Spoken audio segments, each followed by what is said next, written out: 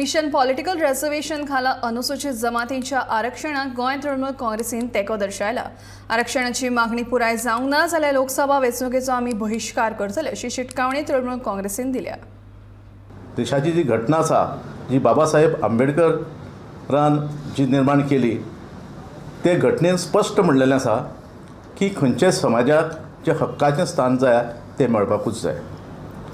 गावडा कुणबी वेळीप ही बहुसंख्येन आशिल्ली गोंयची जमात, ह्या समाजाचो इतिहास जर पळयलो जाल्यार गोंयच्या सगळ्या घडणेक ह्या समाजान आपलें योगदान दिल्लें आसा आनी देखूनच आज ते आपलो हक्काचो जागो जाय अशें मागता।